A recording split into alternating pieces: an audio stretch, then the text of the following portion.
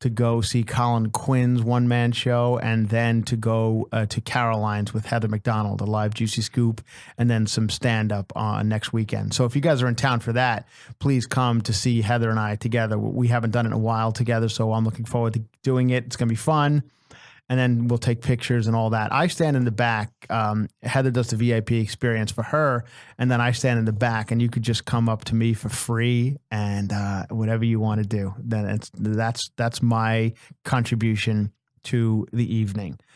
And then also Phoenix. I'll be at the House of Comedy at Phoenix, February 14th, Valentine's night. Come there.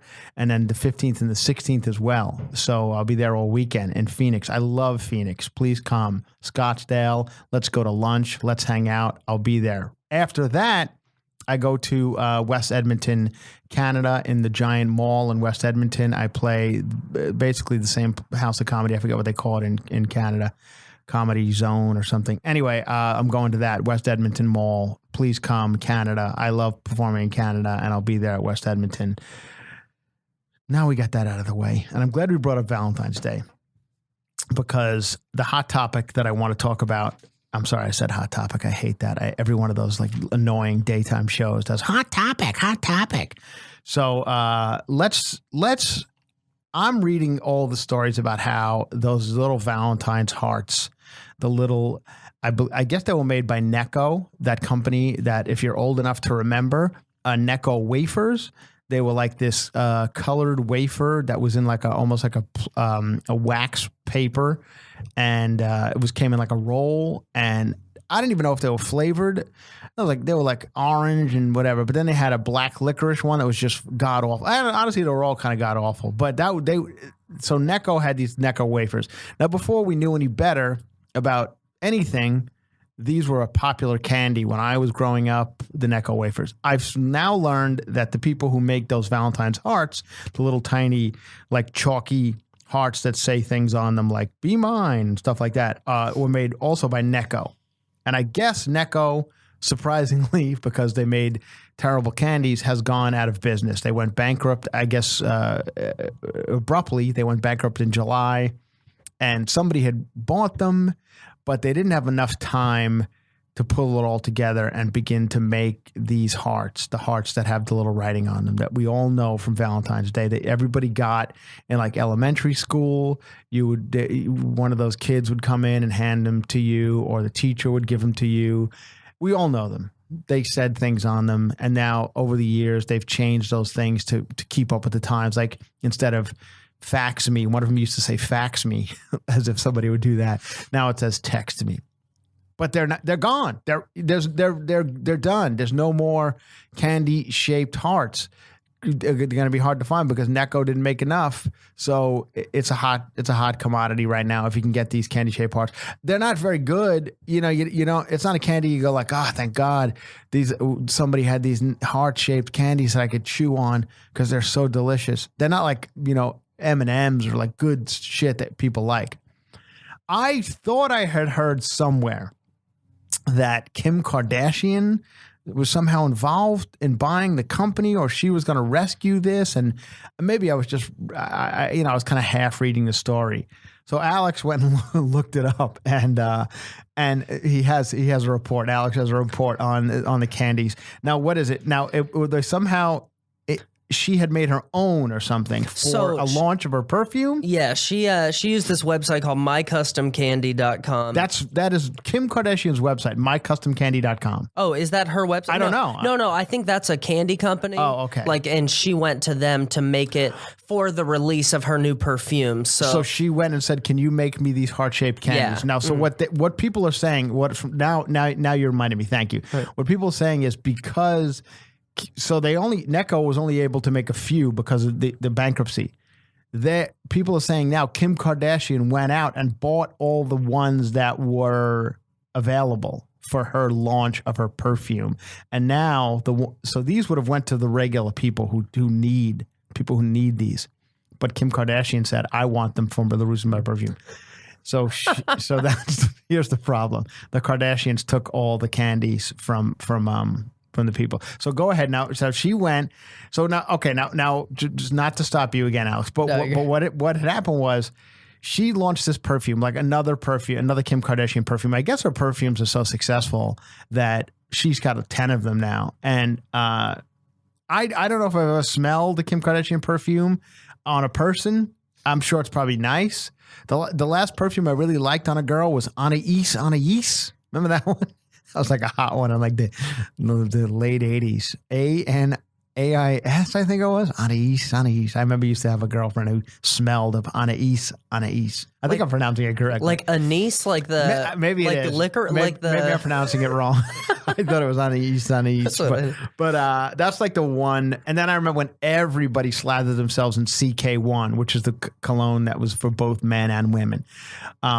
Anyway, so she's released this new perfume and put it in like this giant chocolate heart. The only reason I know this is because I happen to see Busy Phillips, who's just so annoying. She got one and she was opening it on her show. So you just like bust open the giant chocolate heart, and inside that giant chocolate heart is Kim Kardashian's perfume and then a bunch of these hearts, these candy hearts that I guess she had made to say. What now? So she's got a handful of them. She got to pick her own colors and everything. Okay. So there's a classic. So somebody over to Necco Factory went to work for Kim Kardashian. It appears. I mean, I didn't. This just is the My Custom Candy thing. This is their website. So she's releasing this perfume for Valentine's Day. Like if you have a wife or a girlfriend, this is something that they might want for Valentine's Day. So you go out and here, honey, here's Kim Kardashian. What's the name of the perfume? Does it say? The name of the new one? Well, I think it's. People are probably going crazy. Like it's called, but Kimoji is like her company, I guess, or I don't, or maybe that's just what they're calling it because they have a lot of emojis on the hearts. Don't you dare fuck this up because people will jump all over you if you fuck up the name of the heart. No, so there are a lot of emojis on the hearts too, including what appears. I'm looking at a picture. It looks like a middle finger, the peach, a modified chest, which is probably hers. Oh, these are on that little heart. They were able to fit half of them. Half of them have that, and then the other half have words. Okay. So, more text. So, if anybody would. Do you want the words? Let me know. So it's not like hug me or kiss me or the ones that used to be on it. She got them. It's there's BFF. BFF. There's of course. Bye Bitch. Oh, that's isn't that the song that we played from Bahad Bahabi? Bahad Bahabi. Bye Bitch. By the way, after when we did that podcast about that girl, this is Cash Me Outside girl. I didn't realize that she was the same person as Bad. I know it's Bad Baby. By the way, I'm kidding because she spells it with an H. It's Bahad Bahabi. Bahad Bahabi. But I didn't realize it was the same person. I thought Bahad It's almost Bahabi like she's Muslim. Yes, I did. That's what I thought. Oh, she has like a Muslim record producer, Bahad Bahabi, who does her records. But it's the same person. It's the same person. I now realize. No, okay. It's if you couldn't tell by her original appearance, that's just she doesn't know how to write either. Baby. She doesn't know how to talk or write. She's Bad Baby. Yeah. One of them was it was like a less than 3 making a heart. You know, less like than 3. What does that mean? You know what I mean? Like the less than sign, greater than less than. You know how people used to make text hearts back before? Yes. So there's one of those that says heart to suck. Heart to suck. Love to suck. Love to suck. One of them is 8 inches.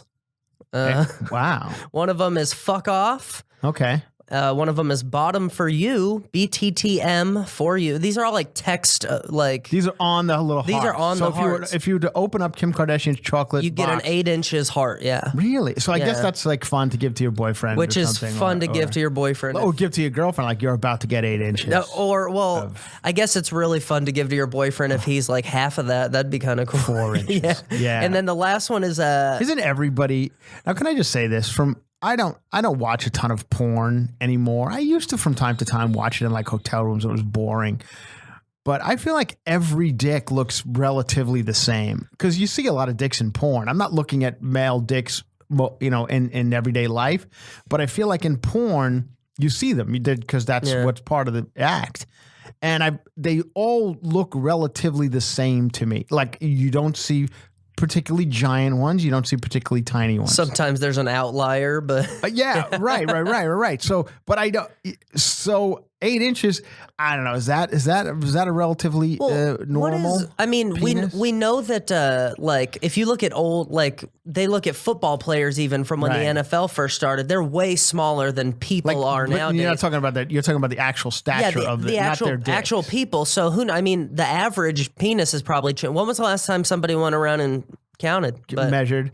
I don't know. Anyway, maybe it was Kim. Maybe she's like, look, this is the new average. Anyway, so there's the story on the Valentine's hearts. I guess they are. I'm hearing there's a shortage of them, but I was in Ralph's, our supermarket here in Los Angeles last night, and I saw bags and bags of them. So I don't know if there's any truth to that. It's probably just hype to get people to go out and buy them. A candy that nobody's really buying anyway. But I would like to smell. I would like to smell Kim Kardashian's perfume. If anybody gets it for Valentine's Day, do me a favor. Squirt it on something. Squirt it on not panties or any shit like that. Squirt it on like a piece of paper, and then send me that piece of paper, please. And I want to smell her perfume, because I don't know if I would ever have an opportunity to smell Kim Kardashian's perfume. Is that? Here it is. Alex is showing me a video of. Oh, look at that. Yeah. Oh, they really are the actual real candies. I'm all right with Kim Kardashian. I don't have any beef with her. I really don't. I don't have any beef with the Kardashians. I know we're supposed to hate them. I don't have any hate for them. More power to all of them who go out there and do. The one girl looks completely bizarre now, though. The Khloe, who was, she honestly, of the Kardashians, she was like the weirdest of looking of them. And I hate saying that because she's a fine person. But now she just looks like a fucking freak, man. And I guess that's just what everybody does now. Just go fuck up your face. Can't anyone be ugly anymore? I mean, not that she was ugly. I'm not saying that. But ugly's fun too. Like just look at Steve Buscemi.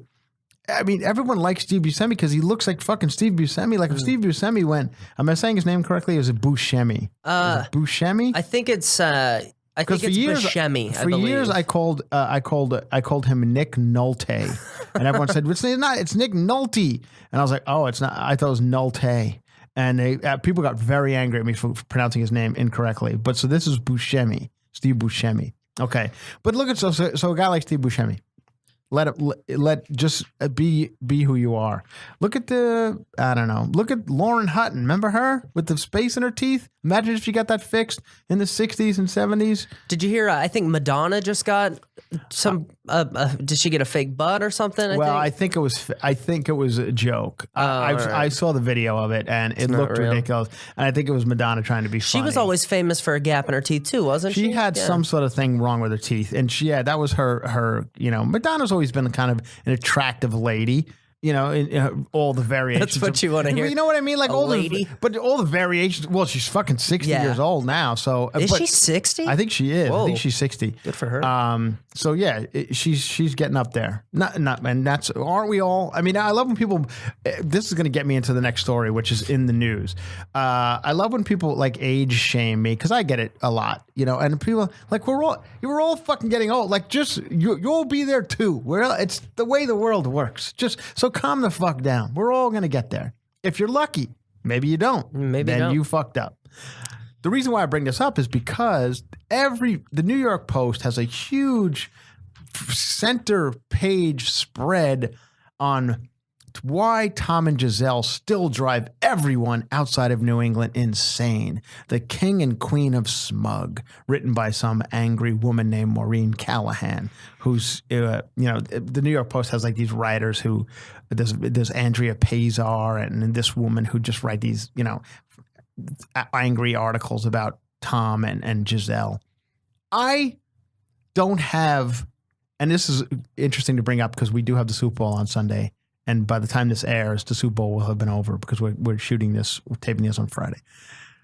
So let's pretend that the Patriots win. I don't know. I'm just gonna. You know what? They're gonna. How about I make a prediction now and see if I could if I have like those qualities of seeing the future. What do they call that? Not telepathic.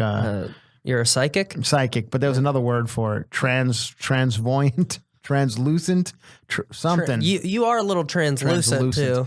I'm going to say the final score is 35-27. New England Patriots win 35. Los Angeles Rams 27. That's my prediction. Anyway, back to the Tom and Giselle, and everybody hates them. Everybody says they're smug, they're awful, they're terrible people. And then they say the only person who's worse, according to this woman, Maureen Callahan's article, is Gwyneth Paltrow. She's worse. And I don't know. Is Gwyneth Paltrow? I guess she's shitty because she charges a lot of money for moisturizing cream on her Goop website. But if you go on her Goop website and you buy her moisturizing cream, aren't you the fucking idiot? Like, that's not Gwyneth Paltrow's issue. Here's my issue with Tom Brady. I don't have any issue with Tom Brady. I think it's fantastic. In a world where ageism is nonstop, it's constant. Everybody is age, especially in the business I'm in and Alex is in. We are age, not Alex yet, but he will be. And he might even be at 27. I mean, honestly, that's how quickly you get aged out of anything. Aged out of all these anything, businesses, modeling, fucking Target, and they're not hiring a fucking 60-year-old guy at Target. You know what I mean? Like it. So in a world where ageism is everywhere, why not celebrate a guy who continues to be head and shoulders above the rest of his peers? And these guys are 23 years old. All the other quarterbacks in the league, for the most part, I mean, there's some guys who been around for a long time, in Pittsburgh and the Saints, but Tom Brady has outplayed 25-year-olds for 15 years now. I think this is the greatest thing that you can do. If this was happening in any other sport, if it was happening, and a lot of people got mad at me last time for saying, is Tom Brady the greatest athlete of all time? People are like, what about, and you're right. I did forget Serena Williams and them. They are amazing. And Serena Williams is amazing for that reason too, because she's much older than a lot of women she plays against and still can, but nobody hates on Serena Williams that much. She's a specimen. It's amazing. Yeah. But Serena Williams is not 42 either. This guy is, and he's still playing at the top of his game. And it doesn't look like it's stopping. It looks like he continue to do this for the next. He wants to play till 50. And is there anything saying he can't? Because he's in the Super Bowl again. I understand. You hate him for sports reasons. Like, hey, I'm a fan of this team, so I hate the Patriots. But just take all that aside. Let's take that out of the equation. The fact that you're a Packers fan and you don't like the Patriots, or a Jets fan and don't like the Patriots. I get that. But you have to admit what we are watching here is unbelievable. He's I think 42 or 41 or 40, whatever he is. And he's head and shoulders above the fucking guy he beat, the Kansas City Chiefs, who was 24. It's amazing. It's amazing. And in a world of ageism and from an old guy, I think it's fucking fantastic. So fuck you, Maureen Callahan, and for saying that. And him and his wife are annoying. They're not annoying at all. It's fantastic. And I know I think he's Trumpy or something. I think he's like a Trump guy. I heard he had a Make America Great Again hat hanging in his locker. What do I care about? This doesn't bother me. I don't give a shit what people's lives are when the door closes in their house. Like, unless they're doing shady shit. But I don't care his political leanings. I think I know the political leanings of the offensive linemen of the New England Patriots. What do I care? Anyway. Well, there are a lot of Tom Brady. You know what? I'll say this. Not only will they win the Super Bowl this Sunday, they'll be back again next year. I really believe that. They'll fucking be back again next year. And then we can have this conversation again when this podcast gets 10 million viewers or whatever, listeners a week. Dude, 10 million next Super Bowl. My next Super Bowl, yeah. So that's the story that I wanted to discuss because it stays with the Super Bowl. And like I said, the Super Bowl will be over by the time you hear this, so my apologies about that. And then I guess there's a lot of big commercials coming. I think there's one with Sarah Jessica Parker. I think it's out already, but I heard Sarah Jessica Parker is going to revisit the Sex and the City character and do like a Sex and the City commercial for Amstel Light. She's going to be. And then I read that Candace Bushnell, who wrote Sex and the City, is coming out with a new Sex and the City book where it's all I don't know if it's the same gals you have no idea what Sex and the City is, right, Alex? It was. I know what it is. I'm familiar. I was actually a fan. I was a big fan of it when it was on HBO. Were you? Yes, I actually really enjoyed it. And it's on E like every 5 minutes now. You can still watch it. It is a little dated these days. Everything becomes, especially when you start getting it to 15 and 20 years old, it's hard to watch some of them because they are very dated. But the movies, the one movie is great. The second movie is it's so bad it's good. One of those type of movies. But now I'm hearing that she's coming out with a new book with Sex in the City. It's called There's Still Sex in the City, and it takes place in the Hamptons. Out on Long Island, and I don't know if it's the same girls who they've moved from New York City to the Hamptons, but I'm very excited about this. I want it to be a movie because I'm a guy who knows the Hamptons very well, and not the Hamptons that you guys are thinking or anybody thinks when they think of the Hamptons. I'm not talking about that Hamptons. I know, like, I drive through the Hamptons to get to a place called Montauk, and I have my whole life.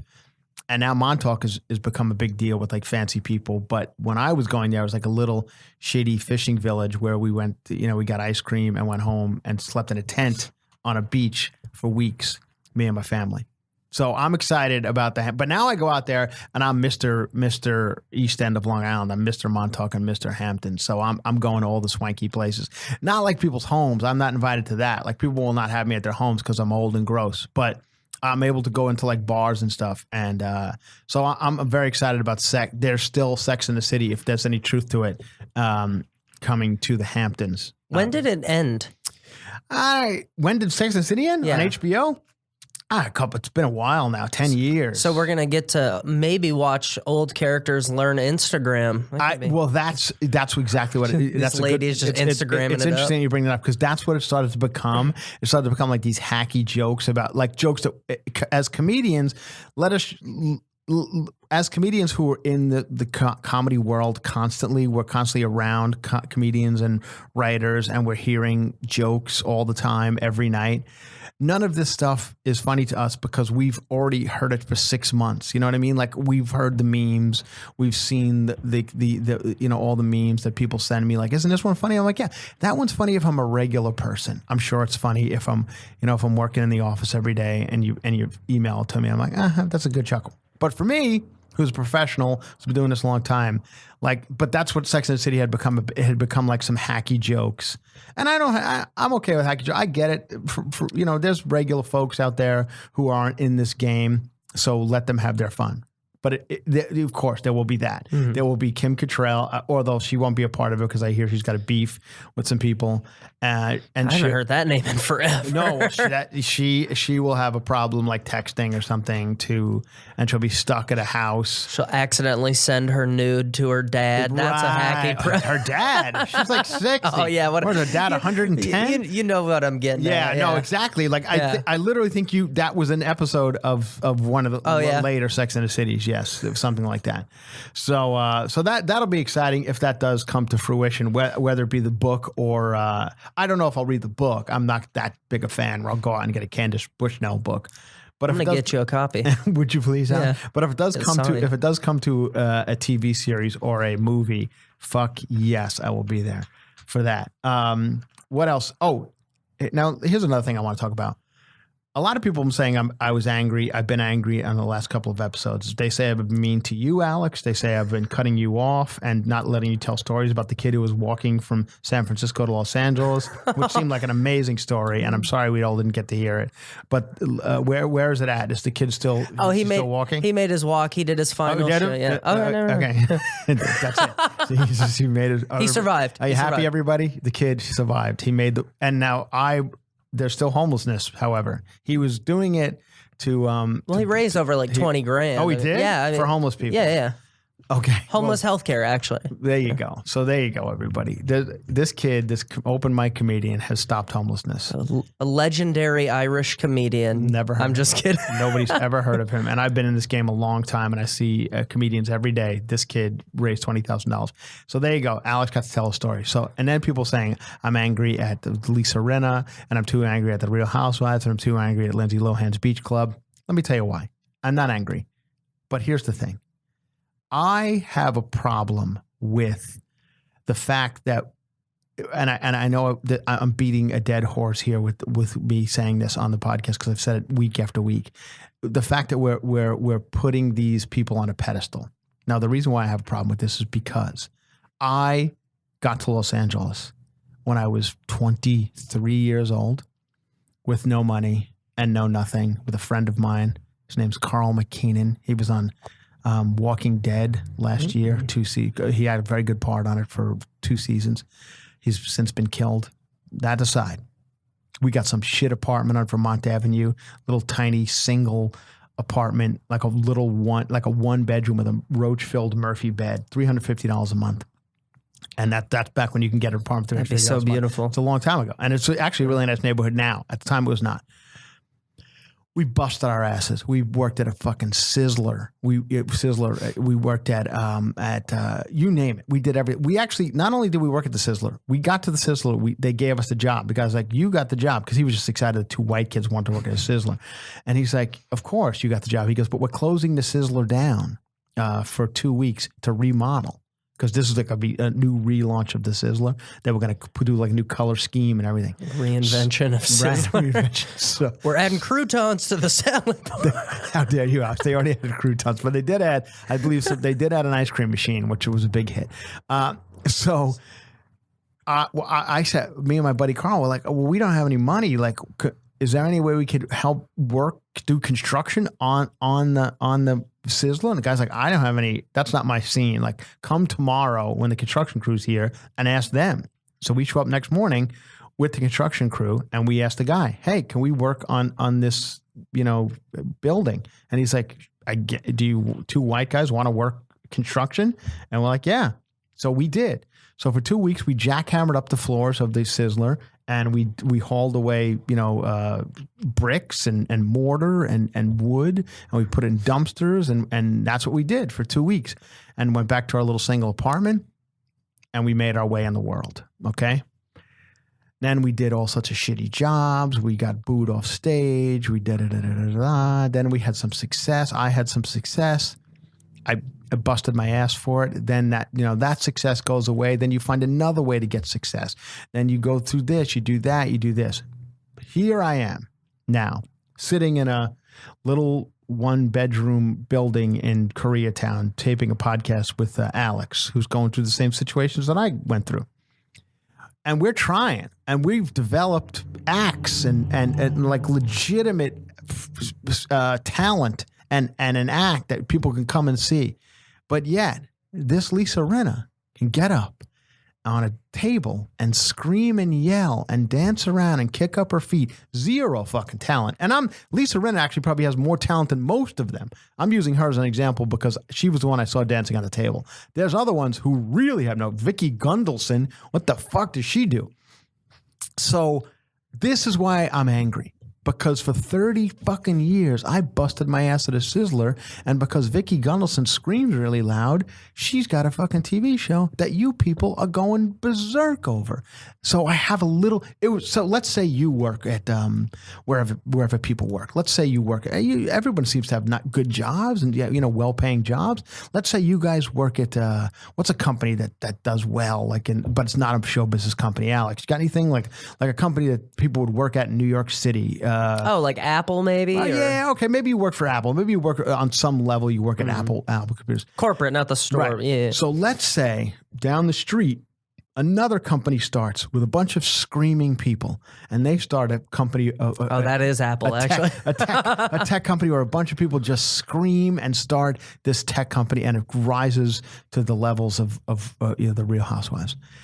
You would be like, you know what? I busted my ass here to get to the level I'm at. And I'm not saying people do like my work, and I am celebrated in my small world. I'm not saying I'm not, but I'm concerned about the Alexes of the world and these guys who are coming up now that everybody wants Lisa Rinna to dance on a fucking table, and nobody wants to hear Alex's abortion jokes. He's got a lot of them. I saw him perform. I've got I saw him perform the other night, and he's got 7 abortion jokes that he's willing to tell you at any bar in this country. It's just right 7 now. tags. I'm just getting that good. But you people would rather watch Lisa Rinna dance on a table. Okay, so that's all I'm saying is I had to go and bust my ass for many years. So do I have anger about these things? And I'm not saying just the Housewives. It's all of it. It's the Vanderpump Rules. You know, the guy from Vanderpump Rules, who, even though those are even worse. Even some of the Housewives do have some talents. Like,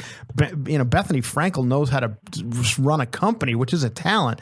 The guy who is a bartender at Vanderpump, you know, Pump or whatever restaurant it is, like, this fucking guy's half an idiot, and he's got a career and followers on Instagram.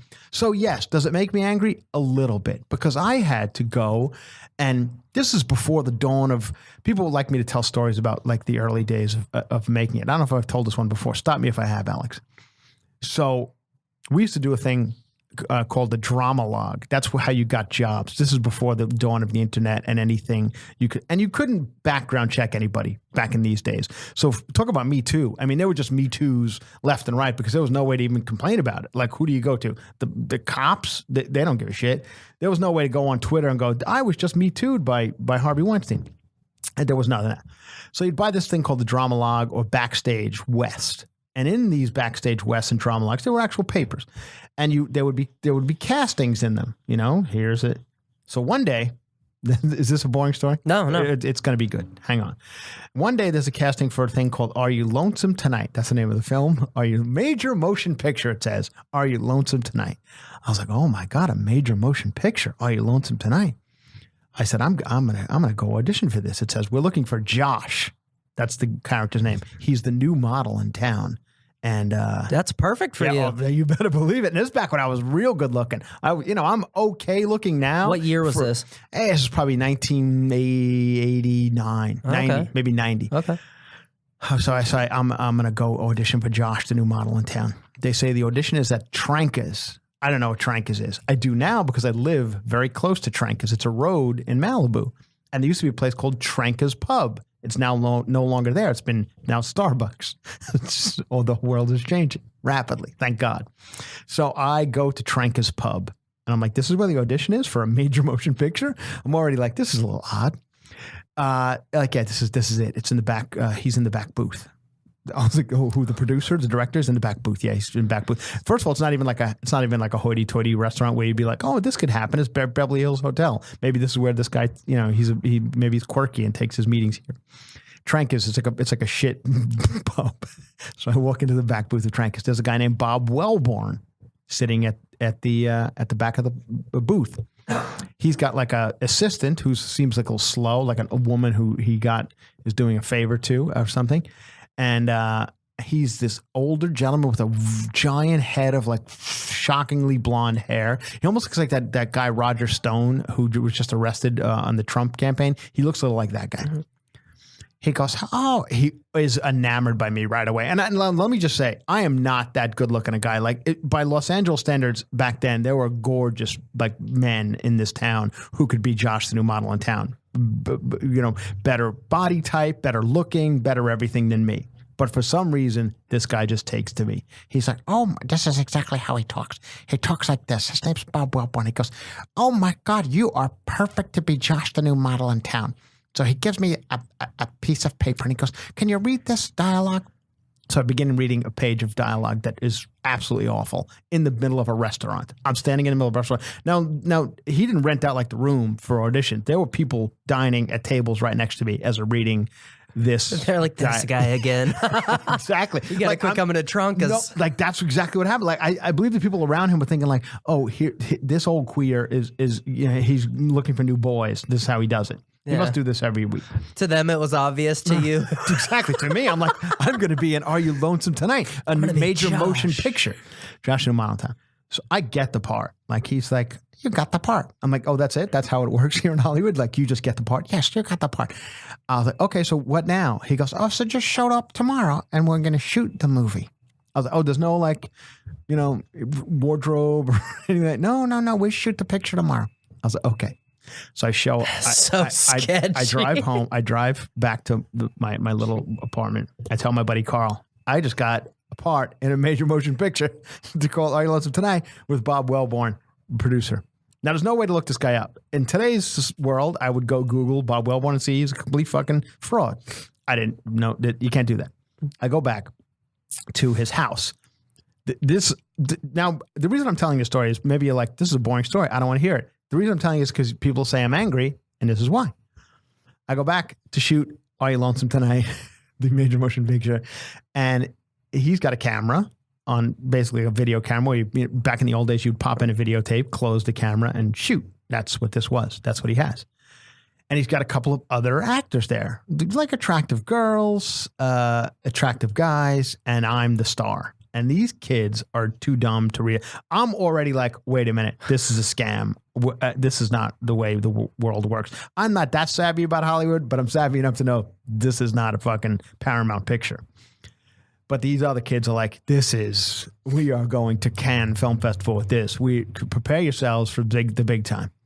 I don't think that's the case. Anyway, this guy just starts making up. There's no script. There's no nothing. And he's got like a drunk friend who is the script writer. I'm like, who's this guy? He's like, he wrote the script. I'm like, but there is no script. He's like, well, he has the ideas and he's going to tell them to you. And then, you guys just say what he says. So this guy's like, everything he says is, it's just about like surprising. Everything's a surprise. He's like, so you guys are at a party. It's a lot of party. He goes, you're just a bunch of kids blowing off some steam. That was every scene. That's how every scene started. You're just a bunch of kids blowing off some steam. I was like, all right, okay, fine, whatever. And then he hands us a 6-pack of Sprite. And he goes, you see, you're drinking this Sprite. But it turns out it's not Sprite. When you open it, it's tequila. I guess they couldn't afford tequila. So they got Sprite, which is like $1. And then they said, somewhere in the Sprite factory, they accidentally put tequila in it. So go with that. I was like, okay, fine. We do the scene. It's just people just making shit up. It makes no sense. Day's over. Bob Wellborn opens up a suitcase with fucking a lot of money in it, and he hands me $250 cash. Thank you for being in today's scene. See you tomorrow. I was like, fuck yes, you will. For $250 cash, I'll come back here and do whatever the fuck you want. Drink whatever tequila Sprite you have. That's how they get you. So then I'm into it. Now I'm like, I'm fucking coming back all the time. Now it's just getting stranger and stranger. We're going down to like the beaches of Malibu, and none of it makes any sense. They're just making this up as it goes along. And I don't question anything yet because I'm dying for $250 at the end of the day. At one point, we are partying. We're blowing off some steam. Teenagers blowing off some steam. Not teenagers. All of us are like 25 at this point. But at one point, the wind blows, and we're all lying on a blanket that is red on one side and blue on the other. Okay. Now there has been no rhyme or reason to any of this story that we are filming at this point. But the wind blows, and the blanket blows away. We go retrieve the blanket and we pull it back. Bob Wellborn, the director, I guess, freaks out at that point and goes, "Wait a minute! What side was the blanket on when the wind blew? Was it red or blue? Because for continuity reasons, I have to know." Well, like, continuity? None of this makes any fucking sense. Like, are you fucking kidding me? Continuity. So now I'm losing my fucking mind. But I still keep getting $250. Then people are starting to peel away. I'm seeing less and less of the people involved. Like all of a sudden he asks a girl, I take off her top. Like he's a gay man, so I don't think he gives a shit about like that. But he's just like, that's how I'm going to sell this. You take off your top. The girl's like, no fucking way. She leaves. Some other guy like, I'm not doing that. He did. So now we're getting down. And now I'm like, it's just me and like one other person. And I'm just like talking and making no sense. Cut to like we're doing a bunch of weird stuff. We film in a studio. He rents like a studio in the valley, and he lights a campfire inside the studio. This guy's out of his mind. He's like, this is a campfire scene. I'm like, oh, but there's nothing. He goes, I'm gonna go get some logs. He walks outside and finds logs somewhere and lights a fucking fire inside the studio. Like security comes running over, like, what the fuck are you doing? It's like, it's a campfire scene. I'm lighting a fire. The guy's like, no, you can't light a fire inside the studio. This is all happening. Then I keep tapping my 250. I know this is going nowhere. Is this story too long? Are you just showing up? Am I going on? I'm showing up every fucking day. Okay. And I'm doing just for the 250. 250. And every day is a new movie, by the way. Each day it's like, this is Are You Lonesome Tonight? This movie's called Stranger in Town. This movie's called, so I'm filming. Oh, so you're doing all these movies. I've shot 10 movies. I've done more movies than Mickey Rooney at this point in 3 weeks. So So now he says, hey, I have a line of clothing. Would you like to model my line of clothing? It's mail order clothing. Now, once again, I have to stress, it's almost hard to believe a world before the internet. You can't even fathom it anymore, but this is a world before internet. He goes, would you like to model my mail order clothing? I was like, for $250? He's like, yeah. I said, fuck yes. What do you got? So he puts me in these clothes, and he's just videotaping this as I'm walking around his dirty, shitty swimming pool in his shitty house in Malibu. I put on like a leopard skin robe. I walk around the pool, and I'm done with that. I put on another shirt that says "Love Handles" on it, and it has actual handles on the shirt. Whoa. Yeah, that's fun. Then I walk around the pool again. Then I put on like silk pajama pants. Walk around the pool again, and then he sells this on the internet. Boom, everybody's done. We film the motion pictures and we are done. Night's over. Every week's over. 3 weeks is over. Now the motion pictures are just going to be released and we're all going to go to the Oscars. Okay, perfect, I say. I haven't heard from this guy in a year now, Bob Welborn. What happened to all motion pictures that I done? I'm back to working it like a sizzler. Life is good again. Everything's fine. Get a knock on my door one day. I'm living in Burbank, California. Knock on my door. Boom, boom, boom, boom, boom. I open the door. It's LAPD. Plain clothes, detectives. Nice guys. Hey, you Chris Franjola? I said, yes, I am. They said, can we talk to you a minute about, you know a guy named Bob Welborn? I said, yes, I do. I know Bob Welborn very well. Now, I know. What's going through your head? Now, let me just say this. They're very non-threatening. They have a smile on their face. They're kind of laughing. So I knew right away, like, I'm not in any trouble. These guys are just here. They said, are you familiar with Bob Welborn? I said, yes, I am. They said, can we talk to you about him? I said, certainly, come on in. They have a box with them of videotapes. They said, okay, we just want to show you some things. So we pop in, I have a VCR back then in those days. I pop in the videotapes and I'm sitting here watching these movies that we've made. Now they haven't been edited. Nothing has been done to them outside of what he initially shot. Say you were back in those days, you were shooting like your cat in the living room, like you see on Funny's Home Videos. It's exactly what you would see from when you press play on a camcorder. Nothing has been done. Hasn't changed the dialogue, hasn't put any credits, hasn't put any music. It's exactly what I shot. I'm laughing like this. The cops are like, what were you thinking? I'm like, well, here's what I was thinking. He was paying me $250. That's the end of that. He's like, all right, fair enough. I'm with you on that. That's a good deal. He goes, well, he's under arrest for mail fraud. He was selling these to overseas markets like China and all over the world, saying they were full-length motion pictures. Basically telling China, this is before Netflix or anything like that, where you could get movies old. So he's like, we have full-length American movies with fun American kids having it blowing off steam. Would you, China and Japan and all these markets who are obsessed with American culture, how'd you like to watch these? They're like, fuck yes, we will. They're paying like $75,000 for these movies. He gives them these movies. Me talking nonsense on a beach. That's what these Japanese people are getting. And they sue him. This is mail fraud. This is not what we ordered. We ordered major motion pictures. We ordered Are You Lonesome Tonight in a major motion picture. They get me. So he's under arrest. So the cops just wanted me to say, is this guy a fraud? I said, fuck yeah, he's a fraud. That's the end of that. So that's why I bring it up. Now it's all dead. Bob Welborn's probably long since dead. That's the end of it. We're all said and done.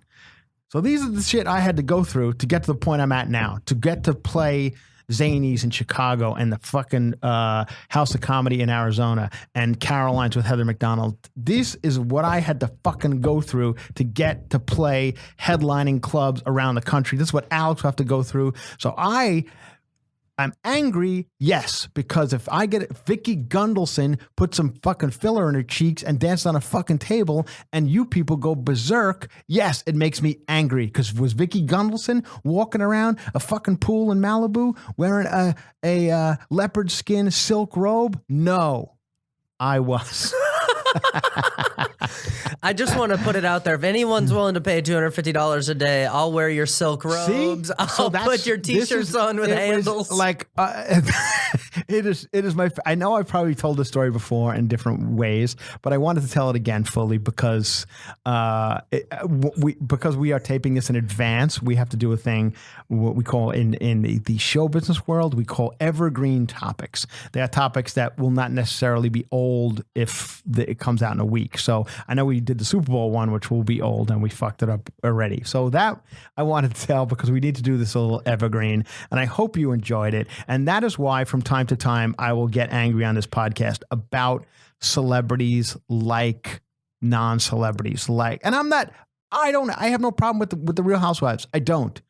I'm talking more about the fucking idiots over on Vanderpump Rules who really have no talent, like zero. Who talent. Are getting booked at clubs. They're not. No, thank God they're not. They're not getting booked at clubs yet. But honestly, if they were, like if whoever, I don't know the names of the Vanderpump staff, but if one of these assholes decided, hey, I'm going to go do a stand-up show, like The Bachelor, one of the Bachelor guys tried it, and he did American Comedy Company down in San Diego, and they're fucking packed out. Like, what are you people thinking? You spend $30 to go watch this asshole do Joe? Like, trust me, he doesn't know what he's doing. So then one of these guys will do it. You trust one of these Vanderpump guys will go, I'm going to go do stand-up.